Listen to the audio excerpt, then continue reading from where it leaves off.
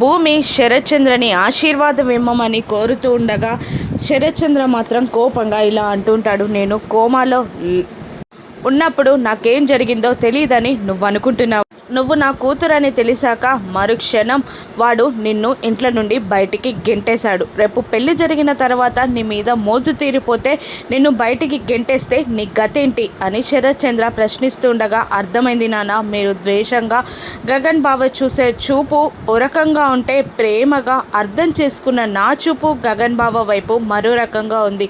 కాబట్టి మీరు గగన్ బావని చూసే చూపు మారదని నాకు అర్థమైంది. నేను చెప్పిన నిర్ణయంలో మార్పు లేదు. అమ్మ కావాలి, గగన్ బావ కావాలి. నాకు ఎవరు ముఖ్యమంటే నేను చెప్పలేను. నాకు గగన్ బావ ఖచ్చితంగా కావాలి. మీరు నాకు ఆశీర్వాదం ఇవ్వండి అని కాళ్ళపై పడబోతున్న భూమిని ఆపి, నా ఆశీర్వాదం కావాలంటే నువ్వు మీ అమ్మ ఆశయాన్ని నెరవేర్చాలి, కళ వైపు నడవాలి, నెత్తిపైన కిరీటం పెట్టుకోవాలి, అంతే తప్ప ఈ పెళ్లి కూతురు గెటప్లో కాదు.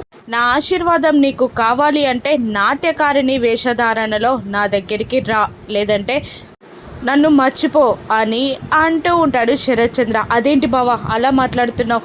భూమి పెళ్ళికి ఒప్పుకునే కదా నువ్వు ఇవన్నీ ఏర్పాట్లు చేసింది అంటుండగా నువ్వు మాట్లాడక పూర్వ, నీకు మాట్లాడే హక్కు లేదు. గగన్తో భూమి పెళ్ళి నీకు ఇష్టం లేదు, అందుకే అన్యాయంగా గగన్ని డ్రగ్ కేసులో ఇరికించాలని చూసావు. నువ్వేమీ మాట్లాడకు, ఇవి మా తల్లి తండ్రులు కూతుర వ్యవహారం, అంతే, నువ్వు మాట్లాడకు అని అంటుండగా బాధగా అక్కడి నుండి భూమి వెళ్ళిపోయి కూర్చొని వెక్కి వెక్కి ఏడుస్తుండగా చెర్రి వచ్చి విషయం అడగ్గా శరత్చంద్రకి జరిగిన విషయం అంతా చెప్పేస్తుంది. ఇక శరత్చంద్ర భూమి మధ్యలో సంభాషణని విన్న చెర్రి అప్సెట్ అవుతాడు.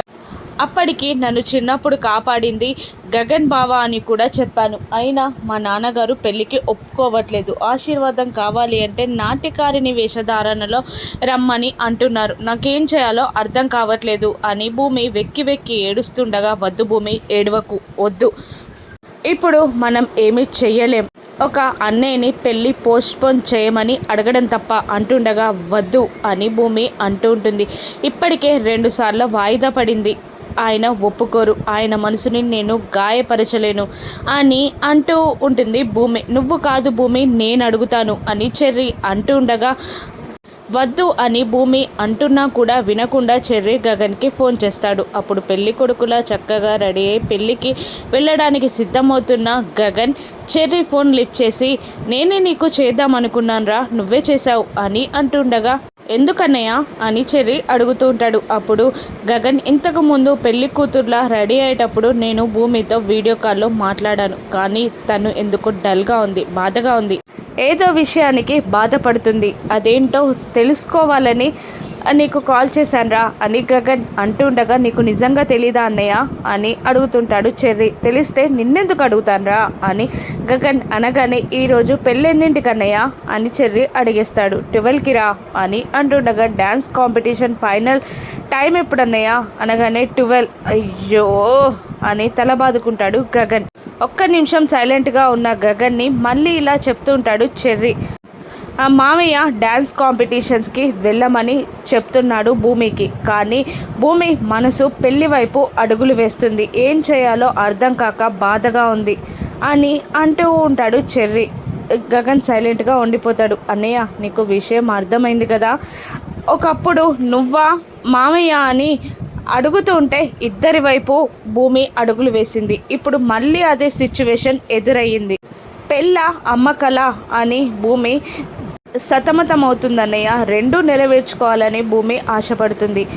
ప్లీజ్ అన్నయ్య, పెళ్ళి పోస్ట్ పోన్ చేయడం కుదురుతుందా అన్నయ్య అని అంటుండగా సైలెంట్ అయిపోయి గగన్ తన తల్లికి జరిగిన అవమానాలన్నీ గుర్తు తెచ్చుకుంటూ ఉంటాడు. అప్పుడు చెర్రి, అర్ యు దేర్ అన్నయ్య అని ఫోన్లో అంటూ ఉండగా ఒక్క నిమిషం సైలెంట్గా ఉండిపోతాడు. అన్నయ్య, పెళ్ళి పోస్ట్ పోన్ అని మళ్ళీ చెర్రి ఏదో చెప్పబోతుండగా, కుదరదురా అని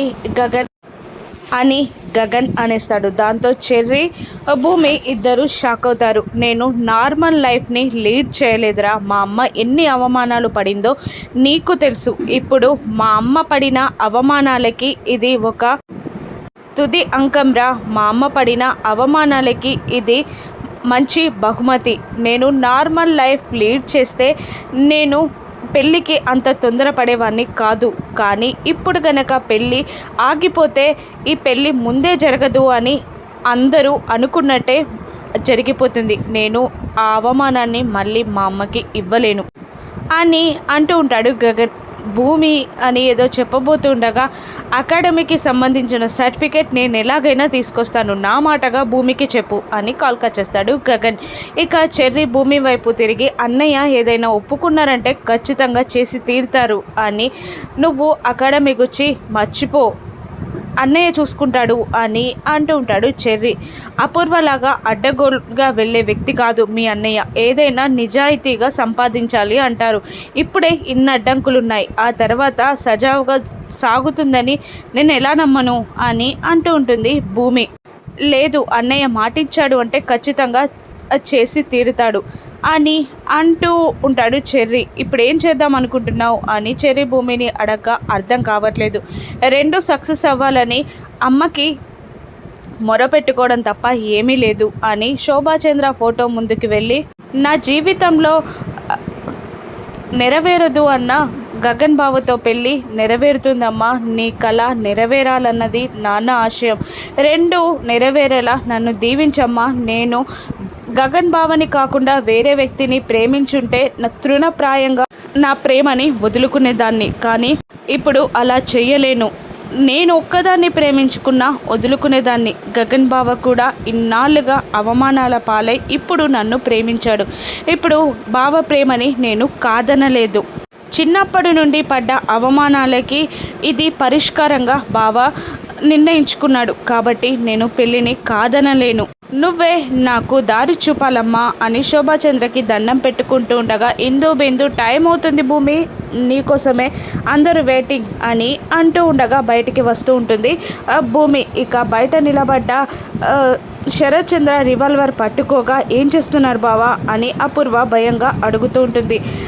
అకాడమీకి వెళ్ళడానికి, డ్యాన్స్ కాంపిటీషన్స్కి వెళ్ళడానికి భూమి ఒప్పుకుంటే సరి, లేదంటే భూమి మెడలో తాళి కట్టడానికి గగన్ సిద్ధమైతే అక్కడే చంపేస్తా అని శరత్ చంద్ర అంటుండగా, అది ఎలా కుదురుతుంది బావా, అప్పుడు భూమి చేతిలో నువ్వు అవమానాల పాలవుతావు, భూమి దృష్టిలో నువ్వు మంచి తండ్రిగా మిగిలాలి కదా బావా అని అపూర్వ అడుగుతుండగా, క్షణావేశంలో చేస్తానని చెప్తాను, వాడు చస్తే వాడిక భూమిని పెళ్లి చేసుకోలేడు అని నేను జీవితాంతం సంతోషంగా ఉంటాను అని అంటూ ఉంటాడు శరత్ చంద్ర. గగన్ని చంపాలని ప్లాన్ చేస్తూ ఉంటాడు శరత్ చంద్ర. ఇక భూమి బయటికి రాగానే కోపంగా చూస్తుంటాడు శరత్ చంద్ర.